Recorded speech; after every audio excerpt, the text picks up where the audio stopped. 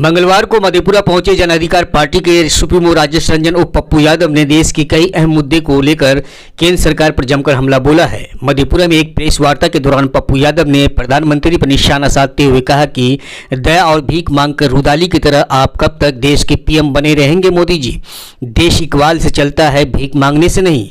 वहीं उन्होंने पिछले कई दिनों से दिल्ली के जंतर मंतर पर अपनी इज्जत आबरू की सुरक्षा की मांग को लेकर धरने पर बैठी देश की मांग को दुनिया भर में बढ़ाने वाली महिला पहलवानों के मामले को लेकर उन्होंने कहा कि देश के प्रधानमंत्री को अविलंब इस मामले में एक्शन लेकर सांसद बृजभूषण सिंह से इस्तीफा लेकर उसे फौरन जेल की सलाखों के पीछे भेज देना चाहिए, क्योंकि सांसद बृजभूषण सिंह लगातार धमकी दे रहे हैं कि मैं अपने लोगों को फ्री कर दूं तो औकात बता देंगे। तो मैं सांसद बृजभूषण सिंह से कहना चाहता हूं कि अगर तुम में औकात है तो एक बार अपने लोगों को छूट देकर देखो। देश की जनता तुम्हारी औकात ना बता दे तो मेरा नाम बदल देना। वहीं उन्होंने पुलवामा हमले पर केंद्र सरकार को कटघरे में खड़ा करते हुए कहा कि पुलवामा पर सतपाल मलिक ने जो खुलासे किए हैं उस पर मैं पूरी तरह सहमत हूँ, क्योंकि एक साजिश के तहत पुलवामा हमला करवाकर देश के 40 वीर सपूतों को शहीद करवा दिया गया। इस साजिश में कौन कौन लोग शामिल हैं इसकी जांच होनी चाहिए, अन्यथा सुप्रीम कोर्ट को इस पर नोटिस लेनी चाहिए। वहीं आनंद मोहन की रिहाई को लेकर मचे बवाल व पप्पू यादव ने नीतीश सरकार के निर्णय का समर्थन करते हुए कहा कि कानून के तहत आनंद मोहन की रिहाई हुई है। इस मामले में बीजेपी के कई नेता इसे सही बता रहे हैं तो कई इसे गलत। तो मैं पूछना चाहता हूं कि भाजपा के नेता मुंह से बोलते हैं या और कहीं और से, इनकी कथनी और करनी में फर्क क्यों। वहीं आईएएस लॉबी पर हमला बोलते हुए पप्पू यादव ने कहा कि देश में सिर्फ एक ही आईएएस की हत्या हुई है क्या।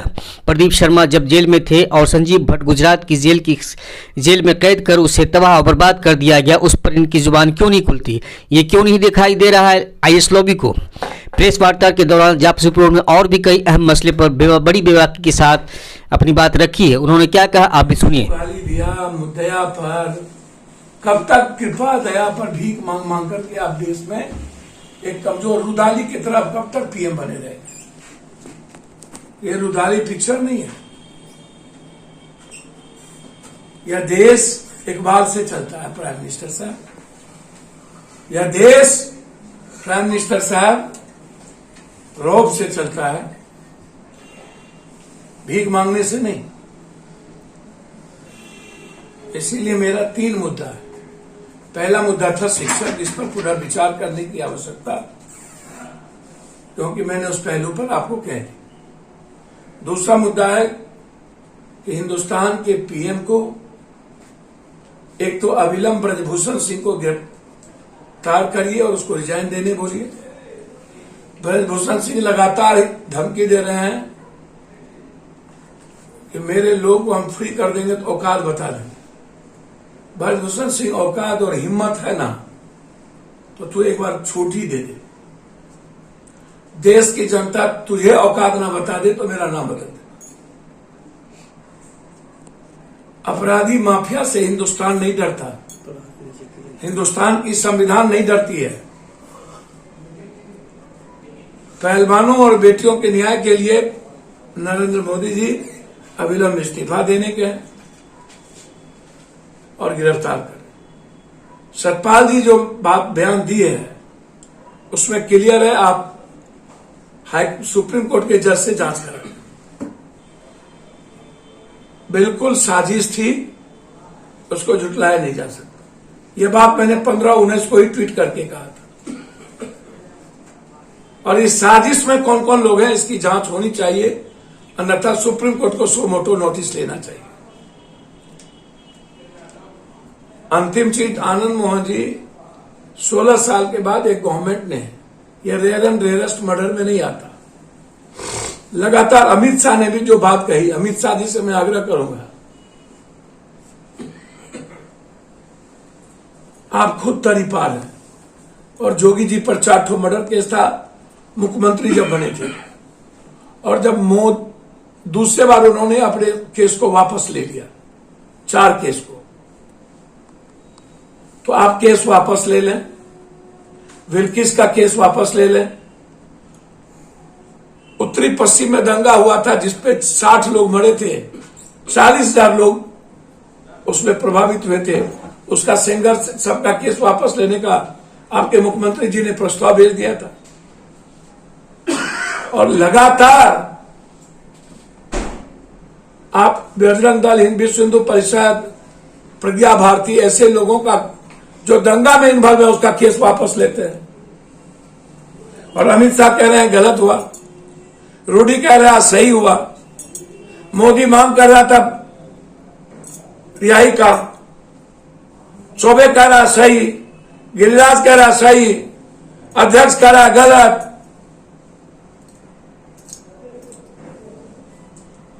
तो बीजेपी के नेता मुंह से बोल रहे हैं कि और किसी चीज से?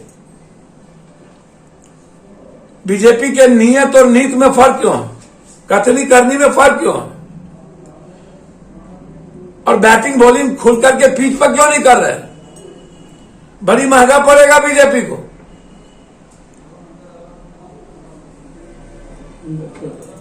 जिस तरीके से आईएएस लॉबी की बात मैं बोल रहा हूं, प्रदीप शर्मा जेल में थे, भट्ट गुजरात में बर्बाद कर दिया गया, तब आईएएस लॉबी कहां थी? और एक आईएएस डेथ किया है, इसमें किसी को पता था कि ये दलित है भीड़ में? और ये साजिश थी, तैयारी थी, गैंगवार था, नरसंहार था, जायदाद की दुश्मनी थी, व्यक्तिगत दुश्मनी थी, पॉलिटिकल दुश्मनी थी। एक मोब ने, लालू यादव सीएम थे, अब गोपालगंज नजर पे पड़ी, गोपालगंज और लालू यादव इक्वल हो गया, मोब ने हमला कर दी। उसमें आनंद मोहन ने ना तो भड़काया ना तो बोला, और उसके बाद सर्वोच्च न्यायालय के ऑर्डर को नीतीश कुमार ने फॉलो किया। 16 साल के बाद अमेंडमेंट करने का पावर किसी भी गवर्नमेंट को है, जब रेयर एंड डेयरेस्ट केस, बलात्कार की घटना, मारने की घटना, या नरसंहार ना हो, या हिस्ट्री सीटर ना हो, शूटर ना हो। बीजेपी तो शूटर सबको टिकट दे रही है, बालू माफिया को एजुकेशन टिकट दिया, जीवन को, ललन सिंह को 47 वाले को।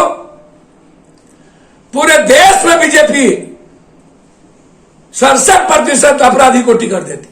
आज अब आनंद मोहन अपराधी लगने लगे लोगों को। अटल जी, अडवाणी जी के साथ जब बैठ के चुनाव लड़ रहे थे तब अपराधी नहीं थे बीपीपा में। जब बीजेपी के साथ उनकी पत्नी लड़ रही थी तो अपराधी नहीं थे। मैं कानून की बात कर रहा हूं। सरकार ने कानून के पहलू पर उनको छोड़ा है, और सर्वोच्च न्यायालय में भी जीत होगी। गवर्नमेंट ने कोई गलत नहीं किया। हाय तौबा करने वाले को, और जो लोग दलित कर रहे हैं या अलग, मैं उनसे आग्रह करूंगा, हत्या के पहले दलित की कोई मतलब नहीं था, हत्या के बाद आया कि डीएम के बाद दलित।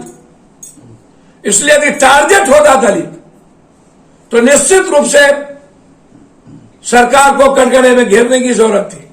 जब टारगेट नहीं था और एक परिस्थितिजन्य घटना घट गई, सर्कमस्टेंशियल घटना है, और उसके बाद हर चीजों में राजनीति करना, जाति को आगे ला करके हर चीजों में राजनीति करना, तो फिर हिंदू मुसलमान करने वाले और दंगा फैलाने वाले और हमें फर्क क्या रह जाएगा? इसलिए सरकार बिल्कुल इस केस को लेकर सर्वोच्च न्यायालय में भी लड़ेगी, अपना पक्ष रखेगा, चिंता की कोई बात नहीं।